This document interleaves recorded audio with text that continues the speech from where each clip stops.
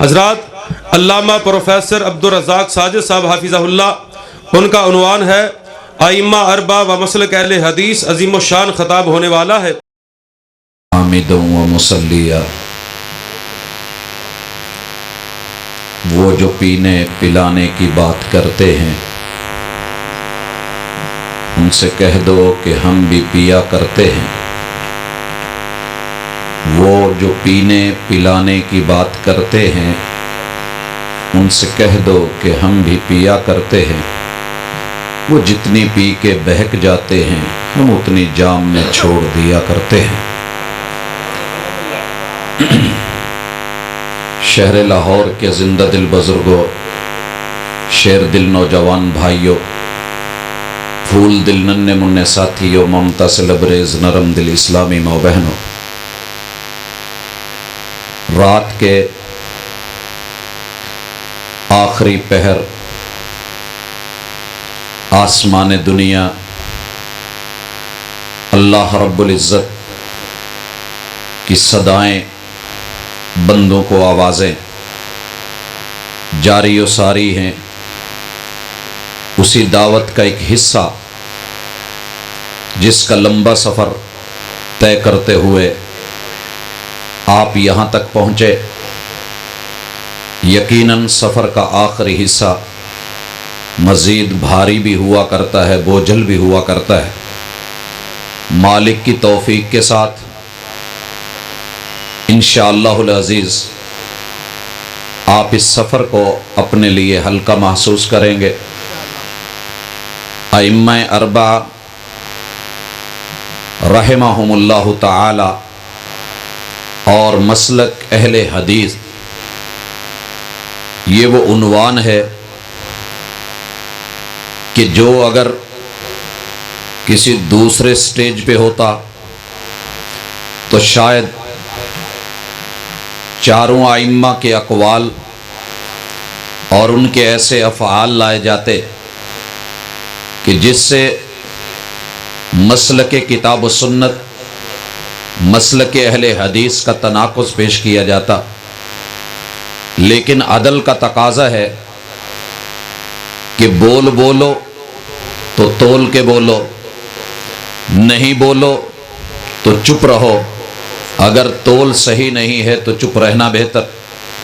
حضرات زیادہ لمبی باتیں نہیں، چاروں ائمہ نے جو پکوان بنایا ہے اور فقہ کے نام سے یاروں نے دنیا میں متعارف کروایا ہے، اگر اس کے ایک ایک چاول، ایک ایک بوٹی اور ایک ایک مسئلے کو لا کر کے سامنے رکھوں اور پھر اہل الحدیث کے مسلک اور کتاب و سنت اس کی عظمت کو سامنے رکھوں تو شاید یہ زندگی کا متقاضی ہے۔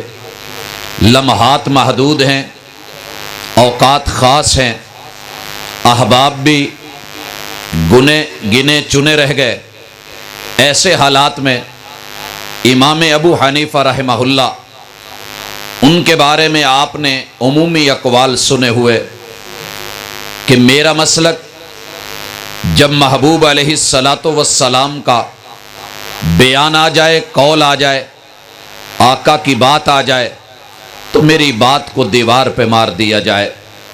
حضرات اہل حدیث کا یہ اعلان الحمدللہ اس وقت بھی تھا اور یہ عمل کہ جب امام صاحب کی ابھی ولادت کا ماں باپ نے بھی نہیں سوچا تھا، اور یہ رویہ اور وتیرہ آج بھی موجود ہے۔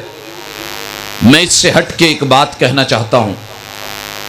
آپ احباب احناف میں مشہور ترین کتب میں سے ایک کتاب ہدایہ، جسے قرآن کے ساتھ تشبیہ دی گئی اور کل قرآن بولا گیا، اس کتاب کے جتنے بھی مسائل ہیں ان کو ایک طرف فی الحال رکھ کے ایک مثال دینا چاہتا ہوں۔ ظہر کا اول وقت کب شروع ہوتا ہے، ختم کب ہوتا ہے؟ عصر کا اول وقت آغاز کب ہے اور اس کا اختتام کب ہے؟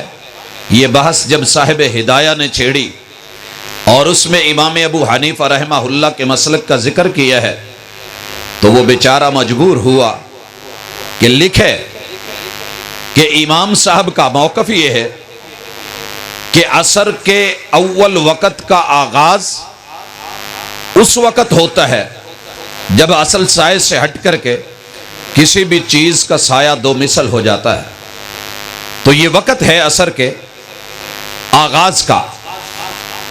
اور یہ ایک قول ہے امام ابو حنیفہ رحمہ اللہ کا۔ پھر اس کے بعد لکھتا ہے باقی ائمہ ان کے ذکر سے پہلے امام صاحب کے دونوں شاگرد ان کا ذکر کر کے کہ ان کی رائے ایسی نہیں ہے، وہ ایک مثل کا ذکر کرتے ہیں۔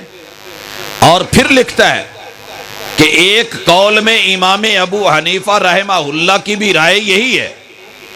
یہ ساری چیزیں ذکر کرنے کے بعد حاشیے میں تخریج کے دوران امام زیلعی رحمہ اللہ ان کو مجبوراً یہ بات لکھنی پڑی، وہ احادیث لانی پڑی کہ جن میں محمد کریم علیہ السلام نے، آپ کے صحابہ کرام نے شہر مکہ اور شہر مدینہ میں مسجد نبوی مسجد الرسول صلی اللہ علیہ وآلہ وسلم میں نماز عصر کے اوقات ان کا تذکرہ کیا۔ حضرات میرا سوال یہ ہے، یہ خلیج بڑی بڑھائی جا سکتی ہے اور لوگوں نے اس کو بڑھا رکھا ہے، دوریاں بہت ہو گئی ہیں، کیا اس مسئلے کی بنیاد کے اوپر امام ابو حنیفہ رحمہ اللہ ان کی فقہ اور ان کے شاگردوں اور احادیث کے معاملے کو سلجھایا نہیں جا سکتا؟ مجھے آج بھی یاد ہے میاں چنو کے کمشنر نے یہ تحریک شروع کی کہ شہر میں ایک ہی وقت میں سب اذانیں ہونی چاہیے۔ اگر مکہ اور مدینہ میں ایسے ہوتا ہے تو یہاں ممکن کیوں نہیں؟ وہاں کے ایک معروف مناظر انہوں نے بھاری مجلس میں یہ بات کی کہ جناب ہم تو تیار ہیں، فجر تقریباً لوگ سوئے ہوتے ہیں پتہ نہیں چلتا، ظہر کا معاملہ قریب قریب ہے، اصل فرق جو ہے وہ نماز عصر کا ہے، لیکن اس کے اوپر اہل الحدیث تیار نہیں ہوں گے۔ یہ بات کہہ دی گئی۔ میں نے اس وقت ایک بات کہی تھی، میں نے کہا مولانا صاحب، کمشنر صاحب، سفید ورق لائیے، میں نیچے سائن کر دیتا ہوں اور اوپر یہ عبارت آپ اپنے ہاتھوں سے لکھ لیں کہ عصر کا ٹائم جو تمہاری فقہ کے اندر امام صاحب سے صحیح قول اور صحیح سند سے مل جائے وہی ٹائم آپ نافذ کر دیں، ہم اہل حدیث ماننے کو تیار ہیں۔ چند لمحے کی خاموشی ہوئی۔ میاں چنو کے مضافات میں 32 چک اور وہاں پہ مولانا منطقی موجود، ادھر احناف کی مسجد اور بالکل سامنے اہل الحدیث کی مسجد، چھوٹی چھوٹی کلیاں گاڑ کے بیٹھے ہیں کہ ایک مثل اور دو مثل دیکھتے ہیں۔ ان کا کہنا ہے کہ جب اہل الحدیث اذان دیتے ہیں وقت ہی نہیں ہے، جب اذان کا وقت نہیں ہے تو نماز نہیں ہے، ان کی نماز نہیں، اعلان کیا جاتا نماز مت پڑھو ضائع مت۔ الحمدللہ مجھے آج بھی وہ انداز نہیں بھولتا۔ مولانا منطقی شہر میں آئے، کہنے لگے وہ آج کلیاں گاڑ کے بیٹھے ہیں۔ میں نے کہا مولانا جائیے، کلیاں نہیں، قلعے نہیں، وہ تھونی گاڑی ہے جس کے ساتھ بھینس کو باندھتے ہیں، ایک ہی تھونی، موٹا سا تنا زمین میں گاڑ کے اوپر ہدایہ کھول کے رکھ دیجئے اور ان کو کہیے کہ کتاب و سنت سے اگر توفیق نہیں ہے، جو ٹائم تمہارا ہدایہ بتا دے ہم اسی ٹائم کے اوپر جو ہے اذان کہہ دیتے ہیں۔ آج ایک دو دن کی بات نہیں ہے، پچھلی صدی کا ایک سال بیتا، 99 گزرا، سن 2000 گزرا، آج 13 چل رہا ہے۔ لوگوں بات وہیں پہ آ کے ٹھہری۔ امام ابو حنیفہ کہیں ایک قول میں دو مثل، ان کے دونوں शागिर्द बोले एक मिसल, इमाम शाफी इमाम मालिक को अहमद बोले एक मिसल, और उसके साथ मुहम्मदुर रसूलुल्लाह सल्लल्लाहु अलैहि वसल्लम आपका अमल, आपके सहाबा की अजान, जनाबे बिलाल की अजान, जनाबे अब्दुल्लाह इब्ने उम्मे मक्तूम की अजान, और यारो जनाबे अबू महजूरा की अजान, इन अजानों की औकात क्या हो कि एक मिसल, और ये सारे मुत्तफिक हूं। देखिए एक तरफ कुरान भी वही बोले, हदीस भी वही बोले, मुहम्मद रसूल सल्लम का कौल भी वही, सहाबा का फेल अमल और कौल भी वही, हजरात बाकी तीनों आइम्मा का कौल भी वही, इमाम साहब के अपने दोनों शागिर्दों का कौल भी वही, और एक कौल में उनका अपना रुजू और उनकी राय भी वही। इतने मुत्तफिक और मुत्तहिद मसले को छोड़ के इमाम साहब के एक शाज कौल को लेके अड़ने की अगर सूझी तो क्यों सूझी। यहां मुझे हदीस पढ़नी पड़ेगी और अहले हदीस का मसलक रखना पड़ेगा। आका ने कहा मेरी सारी उम्मत जन्नत में जाएगी, अड़ियल नहीं जाएगा। अड़ियल शादी में घर में सारे बच्चे चले जाते हैं मगर अड़ियल रह जाता है जो किसी जिद पे अड़ा करता है। मेरी सारी उम्मत जन्नत में जाएगी, इल्ला मन अबा, वो नहीं जाएगा कि जो अड़ गया वो मर गया। कहा आका जन्नत का दर आप खोलें और कोई अड़ेगा? कहा हाँ, जिसने मेरी मान ली, मेरी पैरवी कर ली और मेरी इताअत कर ली वो जन्नत में जाएगा, और जो मेरी नाफरमानी पे डट गया वो अड़ गया। हजरात इमाम मालिक रहमहुल्लाह, उनकी जिंदगी की ये मिसाल किस बात के ऊपर? मसलक अहले हदीस की दावत, तेरे मेरे लिए फिक्र। क्या हुआ है? एक तरफ हुकूमत वक़्त ने और हुकूमती मुल्लाओं ने हाकिम वक़्त के तेवर पढ़े, उसके अंदर के जज्बात पढ़े। एक इंसान गुजरा है औरत, नजर पड़ी, दिल वहां पे लगा, कहा पता करो, मालूम हुआ कि शादीशुदा है। अब मन में जज्बात मचले, तेवर पढ़े उन दरबारी मुल्लाओं ने, कहा सारी हुकूमत आपकी, मिल्कियत है। कौन होता है कि वो अपने घर में इस तरह का हुस्न जमाल रखे? आप उसे हुक्म दो, वो तलाक दे, आप अपने निकाह में ले आए। मसला मदीने पहुंच गया। इमाम मालिक, इमाम दारुल हिजरा रहमहुल्लाहु ताला, आ मेरे मसलक की पहचान देख, आइम्मा अरबा का इत्कान और उनका ध्यान देख, तर्ज जिंदगी देख, वतीरा अमल देख। क्या हुआ?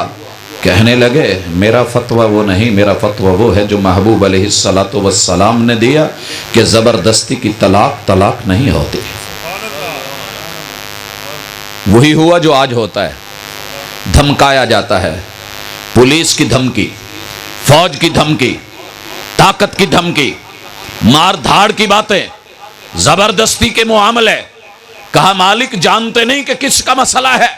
कहा जानता हूं। तो कहा फिर लिख दो, फतवा दे दो। कहा नहीं होगा। कहा तुम्हें इल्म ही नहीं है कि तुम्हारे साथ होने क्या वाली है। क्या होगा तुम्हारे साथ? कहा जो होगा वो मेरा रब जानता है, जो मैं कर रहा हूं मेरे महबूब जो कह गए वो बोल रहा हूं। कहा बहुत बुरा होगा। कहा तुम करके देख लो। वही हुआ।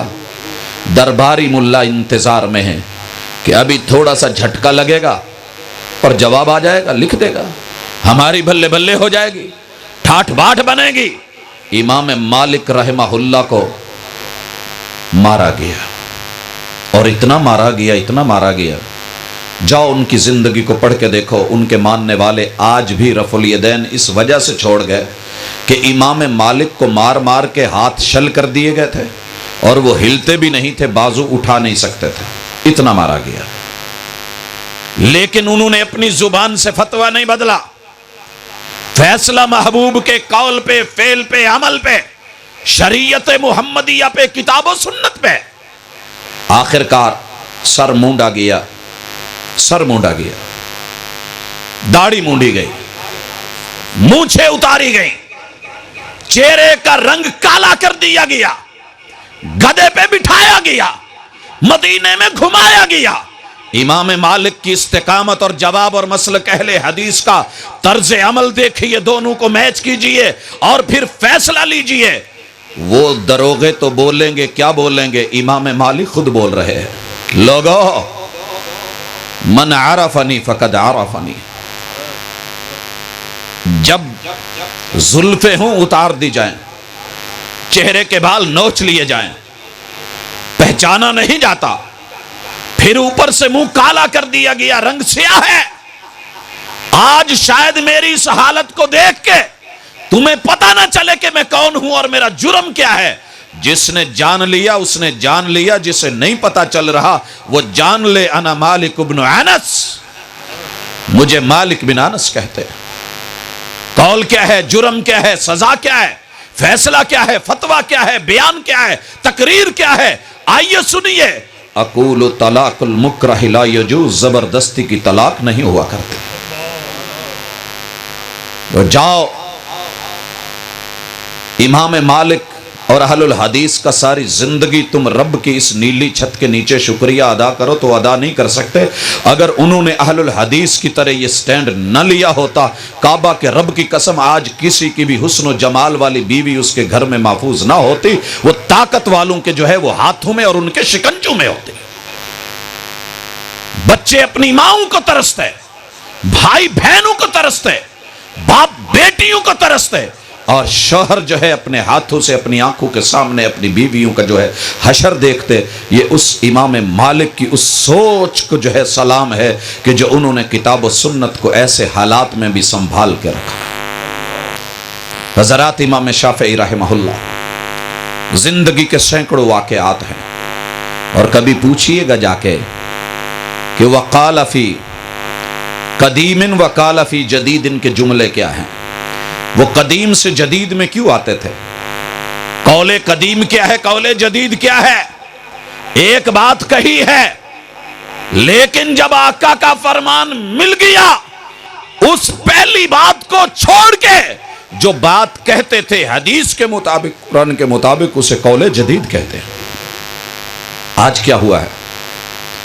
میرے آقا کا فرمان بیان کیا ہے، سننے والے نے آج کے حالات کے مطابق ایک سوال کر لیا، کہنے لگے کہ یہ تو آقا کی حدیث ہے، فما ہوا رأیک، آپ کی رائے کیا ہے، آپ اپنا قول بتائیں۔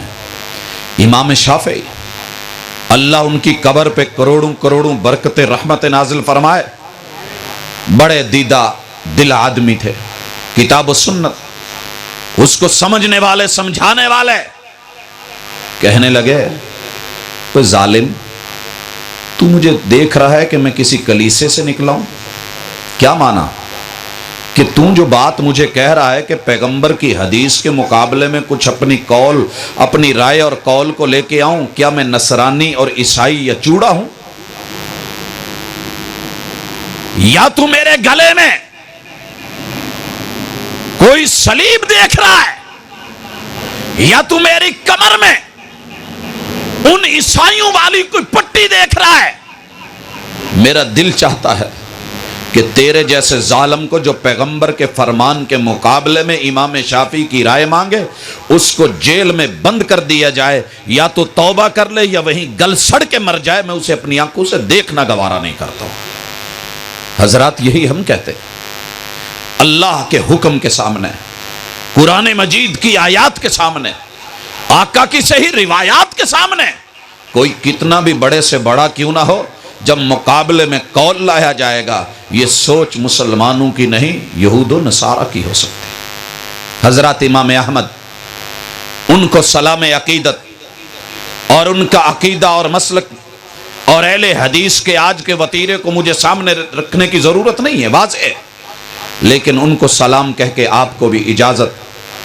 امام احمد رحمہ اللہ تاریخ نے لکھا ہے، اور قرض ہے تاریخ کے اوپر، تاریخ نے یہ بات لکھی، اسلام کے اوپر دو دور، دو وقت، دو لمحے ایسے آئے، اگر میرا رب ان موقعوں پہ دو آدمیوں کو کھڑا نہ کرتا تو آج اسلام کی جو موجودہ تاریخ ہے وہ تاریخ نہ رہتی۔ ایک انکار زکوٰۃ کے وقت سیدنا ابو بکر صدیق رضی اللہ تعالی عنہ جیسے حلیم طبع انسان، ان کا مضبوط قدموں سے کھڑے ہو جانا، اور دوسرا وہ موقع کہ جب فلاسفہ نے معتزلہ کے ذریعے، معتزلہ نے ان کی کتب کے تراجم کر کے امت مسلمہ کے اندر اصطلاحات کو بدل کے قرآن کو، رب کے کلام کو انکار کرتے ہوئے اس کو رب کا مخلوق کہا بھی، بولا بھی، اور پوری دنیا پہ یہ قانون مسلط کروانے کی کوشش کی کہ وہ اسے رب کا کلام نہیں مانے بلکہ مخلوق مانے۔ کیا ہونا تھا اس سے؟ کہ میں بھی مخلوق، قرآن بھی مخلوق، جب یہ بھی مخلوق ہے میں بھی مخلوق ہے، مخلوق مخلوق کی مانے یا نہ مانے اس کی مرضی ہے، اس کی کوئی ویلیو نہیں۔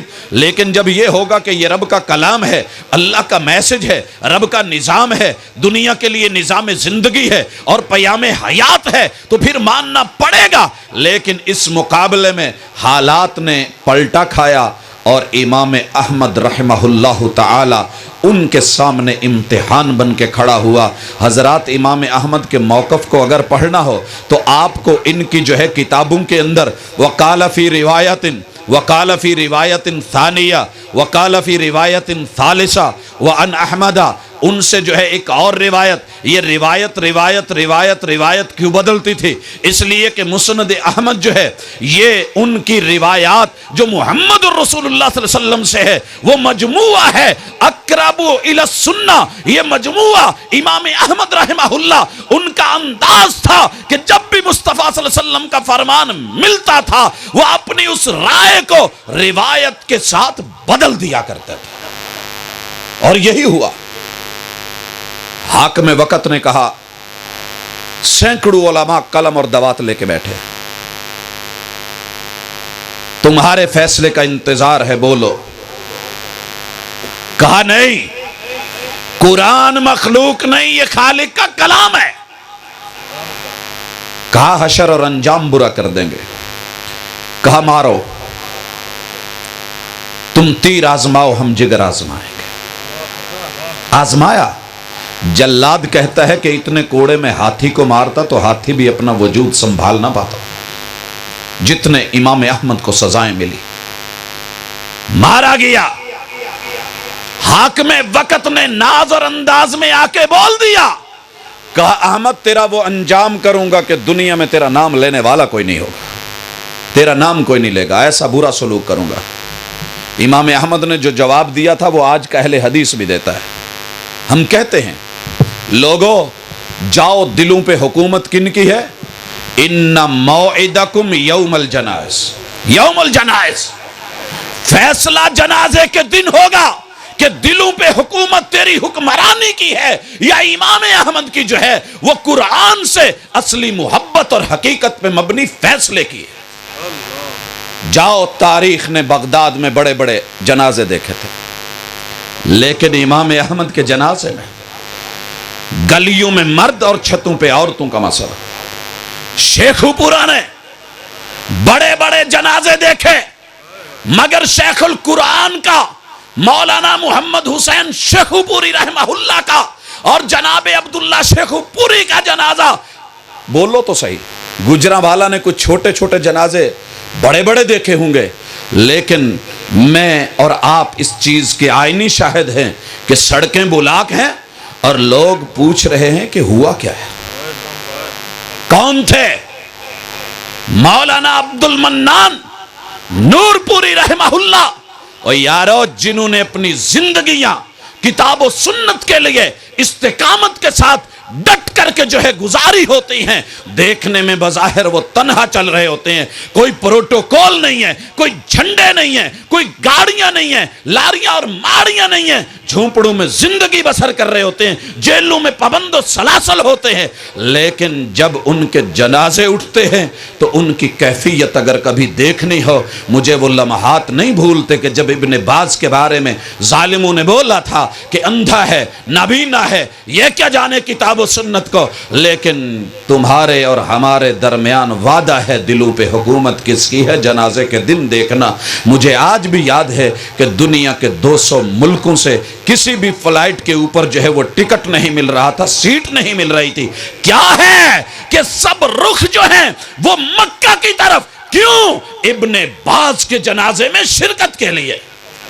نہ ڈومیسٹک فلائٹ پہ جگہ مل رہی ہے، نہ جو ہے اس وقت انٹرنیشنل اس کے اوپر جگہ مل رہی ہے۔ حضرات یہ دلوں میں حکمرانی کیسے؟ یہ کتاب و سنت کی بالادستی کی وجہ سے تھی، اور یہی اہل الحدیث کا پیام ہے۔ صرف ائمہ اربعہ کی بات نہیں، جن بھی اماموں کو رب نے اس کائنات میں شہرت دی ہے، ان کی حقیقت، ان کی اصلیت اگر ان کے جو ہے اقوال کو مسخ کر کے، سندوں کو بدل کر کے پیش نہ کیا جائے تو ان سب کا تھیم، ان سب کی سوچ، ان سب کا نظریہ شاید یہی ہے کہ لوگوں ہم نے جو سمجھا ہے، کوشش کی ہے، وہ اللہ اور اس کی کتاب کے حقائق دنیا کے سامنے رکھنے کے لیے ہماری تگ و دو ہے۔ اگر انسانی اور بشری نعتوں سے غلطی ہو جائے، ہمارا قول چھوڑ دینا، تقلید محض میں مت پڑنا، اللہ اور اس کے رسول کی بات کو ترجیح دینا، یہی ہماری زندگی کا مشن ہے اور یہی آخرت کا جشن ہے۔ اللہ عمل کی توفیق دے، رہے عمر بھر تم یہی دور ہم سے، ذرا قربت کی راہوں پہ آ کر تو دیکھو۔ سبحانک اللہم و بحمدک، اشہد ان لا الہ الا انت، استغفرک و اتوب الیک۔ دعا کر کے جاؤ سارے دوست، دعا کر کے جاؤ، دعا کر کے جاؤ۔ حضرات والد محترم بھی بیمار ہیں، والدہ بھی، تو آپ احباب بھی دیگر جو ہیں جو بھی اس میں، تو اللہ تعالیٰ انہیں شفاء کاملہ عطا فرمائے۔ آپ کی آمین سے اللہ رب العزت۔ بھائی آئے تھے، ان کی نانی جان فوت ہو گئی، ان کے لیے سارے دوست بیٹھو، دعا کی قبولیت کا ٹائم ہے، تہجد کا ویلا ہے، شیخ صاحب دعا فرمان کے سارے دوست دعا۔ یہ ہمارے جو ساتھی موجود ہیں، ان کی نظر کا بھی مسئلہ ہے، والد محترم بھی اللہ کو پیارے ہوئے ہیں، اسی طرح پہلے ایک اور بھائی نے بھی، تو اس دنیا سے رخصت ہونے والے احباب کے بارے میں بھی دعا کر دیجیے۔ الحمدللہ رب العالمین الرحمن الرحیم مالک یوم الدین، ایاک نعبد و ایاک نستعین، اہدنا الصراط المستقیم، صراط الذین انعمت علیہم غیر المغضوب علیہم ولا الضالین۔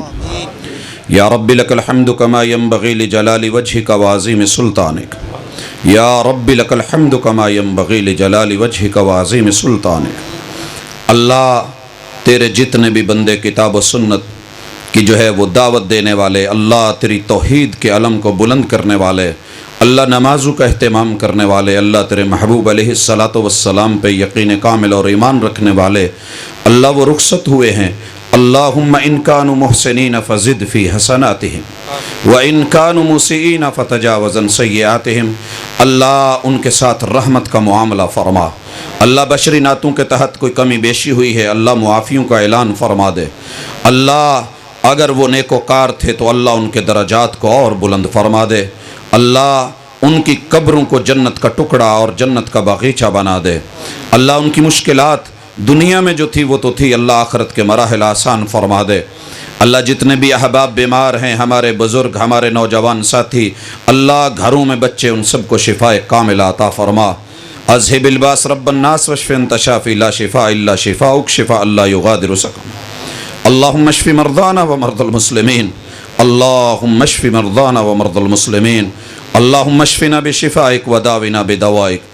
اللہ جو ہمارے بھائی یہاں بیٹھے ہیں، ان کی نظر کمزور ہے، اے مالک تیرے ہاتھ میں سب کچھ ہے، اپنی خاص کرم اور رحمت کے ساتھ اللہ ان کو شفاء کاملہ عطا فرما اور ان کا نور ان کو لٹا دے۔ اللہ تیرے لیے کوئی مشکل نہیں ہے، اللہ تیرے لیے تمام معاملے آسان ہیں، اللہ ہم دعا مانگ رہے ہیں، اللہ ہم آمین کہتے ہیں، تو قبول فرما۔ اللہ جن بھی احباب نے، جتنے بھی ساتھیوں نے، دوستوں نے محنت کی ہے اور تیرا یہ پیغام سنانے کے لیے لوگوں کا یہ اجتماع اور اکٹھ، اللہ آنے والے، لانے والے، بلانے والے، اہتمام کرنے والے، منتظمین اور تمام احباب علماء، اللہ ان سب کی ان محنتوں اور کاوشوں کو قبول فرما۔ اللہ جو کہا گیا، جو بولا گیا، اللہ خالصتاً تیری رضا کے لیے اسے قبول فرمانا۔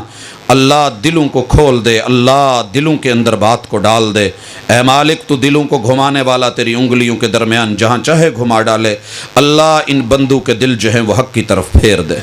اللہ امت مسلمہ اس وقت جن حالات میں ہیں ان پہ رحمت فرما، اللہ ہماری یہ معاملات کی آسانی فرما۔